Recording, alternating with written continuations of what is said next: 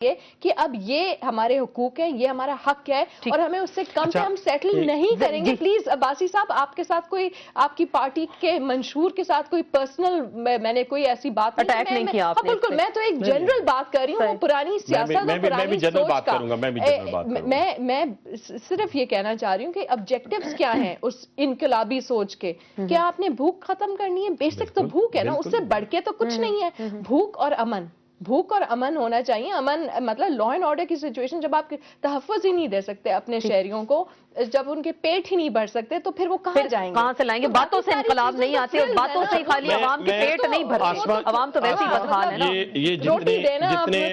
میں یہ بات کہ انقلاب کی بات جب ہوتی ہے نا، تو بہت ساری جماعتیں بیٹھ کے بات کر رہی ہوتی ہیں. بالکل، ہم ان سے پوچھتے ہیں. اور میں یقین مانیں کہ جب بائی الیکشن ہوتا ہے، ضمنی الیکشن جسے کہتے ہیں آپ، اس کے اندر جو ووٹ ملتا ہے وہ پاکستان مسلم لیگ نون کو 1 لاکھ ووٹ ملتا ہے. یعنی لوگ آپ کا اشارہ تحریک انصاف کی جانب سے. میں بہت ساری دیکھیں، آج وہ دور نہیں ہے، آج میڈیا کا دور ہے. اور کوئی شخص یہ جرات نہیں کر سکتا کہ چکوال کے اندر یا راولپنڈی کے اندر کوئی اپنی طرف سے جا کر ووٹ ڈال کے آئے. ٹھیک ہے. اور انقلاب جو ہے وہ روز روز تبدیل بھی نہیں ہوتے کہ آج انقلاب کوئی لے کے آئے گا، کل ایک عامر لے کے آئے گا، پرسوں فلان. یہ چکوال میں جب ووٹنگ ہوئی، لوگوں نے کہا تھا وہاں فرشتے ووٹ ڈال کے گئے. 1 لاکھ ووٹ پڑے ہیں. صرف اپنے چینلز، اپنے کیمروں کو کھولیں، اپنے کیمروں کو کھولیں. خدا را اس طرح نہ کریں. جو بات ہم میں غلط ہے ہمیں پوچھیں، ہم بتائیں گے. میں آن کروں گا کہ پنجاب میں کیا غلط ہے کیا ٹھیک ہے، میرے ساتھ ڈیبیٹ کریں.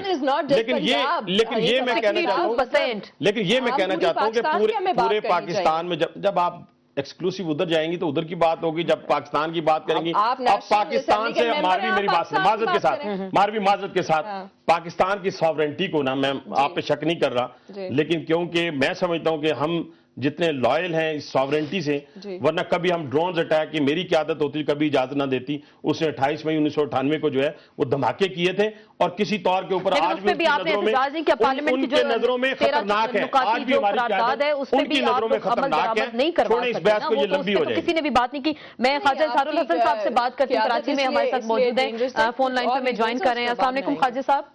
وعلیکم السلام. آپ نے ساری گفتگو سنی ہوگی. انقلاب کا ہم نے اس لیے ذکر کیا کہ سیاسی جماعتیں ایک نعرے کے طور پہ اس کو استعمال کرتی ہیں. آپ کے قائد الطاف حسین صاحب نے بھی اس کو استعمال کیا، کہا کہ وہی ملک میں انقلاب لائیں گے، ملک سے معاشی بدحالی، غربت، جہالت، بے روزگاری کا خاتمہ کریں گے. لیکن انقلاب کی باتیں تو ہم سنتے ہیں، سیاسی جماعتوں کی بات کرتے ہیں تو برداشت کا مادہ ہمیں نظر نہیں آتا. میرا اشارہ آپ اور نون لیگ کی جانب ہے. بہت شکریہ آپ کا. میں نے گفتگو سنی اور میں جزوی طور پر دونوں مقرر جو ماروی میمن صاحب ہیں اور دوسرے ہمارے تجزیہ نگار موصوف ہیں ان سے متفق ہوں. اور انقلاب میں اور انتظامی امور میں فرق محسوس کرنا ضروری ہے.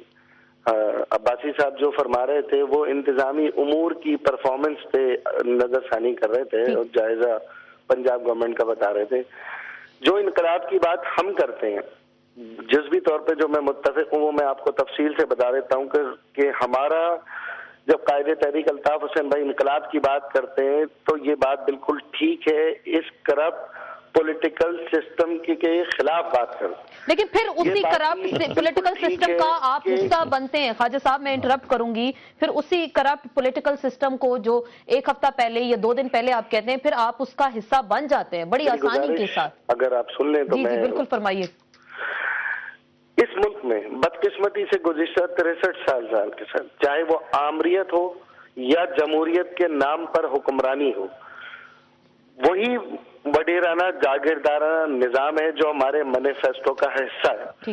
اور ہم ہمیشہ سے یہ کہتے رہے ہیں کہ محمد علی جناح صاحب کی جو فلسفی کے تحت پاکستان کو ایک ویلفیئر اسٹیٹ بنانا تھا، 63 ایئرز میں ہم ایک قدم بھی اس ویلفیئر اسٹیٹ کے جانب نہیں بڑھ سکے. اور اس کی بدقسمتی یہ ہے کہ ہمارے ہاں میرٹ نہیں ہے.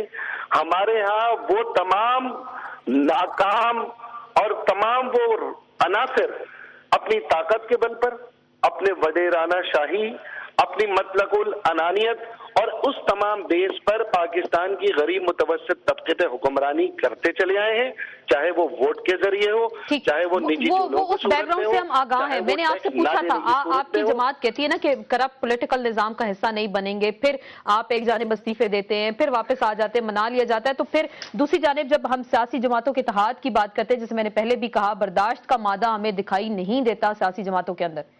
अब मैं आपको 2 फेज एमकेएम के दिखा देता हूँ जी। एक एमकेएम का जो सियासी चेहरा जिस पे आप गुफ्तगू कर रही हैं, जो इस करप्ट पॉलिटिकल सिस्टम के साथ हम रहते हुए जिद्दोजहद कर रहे हैं और ये चाहते हैं कि हमने जो पहला कदम लिया वो कदम ये था कि एक गरीब मुतवस्सित तबके को न सिर्फ हमने एमपीए बनाया, एमएनए बनाया और सेनेटर बनाया। आप हिस्ट्री उठा के देख लें कि यहाँ पर बगैर पैसों के, बगैर सिफारिश के, बगैर फ्यूडलिज्म के इन असेंबलियों को कोई भी गरीब मुतवस्सित तबका ज्वाइन नहीं कर सकता, नंबर 1। अब आइए दूसरे फेज की तरफ। We are welfare political party with in the MQM. Pakistan की सबसे बड़ी लार्जेस्ट पॉलिटिकल पार्टी है, वर्कर के लिहाज से भी और वेलफेयर एक्टिविटी के लिहाज से भी, जो पाकिस्तान की तमाम इलेक्टोरियल प्रोसेस। मैंने एक सवाल पूछा था पॉलिटिकल सिस्टम का हिस्सा बनने का, पाकिस्तान लेवल पे वेलफेयर कॉन्सेप्ट रखती है। मैं हारून साहब से, आपने उनकी गुफ्तगू सुनी होगी, मैंने एक सवाल पूछा था, मुझे उसका जवाब नहीं मिला। ठीक है, उन्होंने कहा हमारी जमात एक मुनज़्ज़म जमात है, मुतवस्सित तबके, निचले तबके से आपने कहा, बिल्कुल आपने अच्छी बात की कि आपने निचले तबके से लोगों को लाया, आगे उनको बढ़ाया, फिर जो पॉलिटिकल सिस्टम का हिस्सा बन जाते हैं। हारून साहब कुछ पॉलिटिकल स्ट्रेटेजी का हिस्सा है ना उनका। अमीर आदमी तो काबू में नहीं रहता। जिस तरह की ये तंजीम बनाना चाहते हैं उसमें तो गरीब आम आदमी इन्हें सूट करता है। और उर्दू स्पीकिंग के तासुब की बुनियाद पर एक छोटे से एथनिक ग्रुप की ये पार्टी है, उसकी मेजॉरिटी उर्दू स्पीकिंग इनके साथ है, सिंधी इनके साथ नहीं है, बलोच नहीं है, पश्तून नहीं है, वो का जो मर्जी कहें, पंजाबी इनके साथ नहीं है, पश्तून इनके साथ नहीं है। और नफरत का ये आलम है दूसरों के साथ कि हर आबादी के तबके से ये लड़े हैं। अभी वसीम अख्तर साहब ने कहा, वो निकाल लें रिकॉर्डिंग कि पंजाब के हर घर में मुजरा होता है। यानी जब ये दूसरों का जिक्र करते हैं तो किस नफरत और हकारत के साथ जिक्र करते हैं। ये इनका कल्चर है। लड़ाई मार कुटाई वहां पे है। अभी परसों अल्ताफ हुसैन साहब ने तरसों कहा कि जिसको मर्जी धौंस और धांधली से पेश हो, एमक्यूएम के साथ कभी धौंस और धांधली न करना। एस्टैब्लिशमेंट के शुरू के कुछ हिस्से के अलावा ये हमेशा साथ रहे हैं, हुकूमत से बाहर ये रह सकता ही नहीं। ठीक, मैं इसी पे बासी साहब से भी जवाब लूंगी कि सियासी जमातों के अंदर की हम बात करते हैं तो सियासी जमातें इत्तेहाद की बात करती हैं, मुतबादिल क़यादत की बात करती है और मुल्क में तब्दीली और इनकलाब की जब बातें करती हैं तो लेकिन सियासी जमातों के अंदर बर्दाश्त का मादा हमें नजर नहीं आता। इस पर जवाब लेंगे बासी साहब से, लेकिन एक ब्रेक के बाद।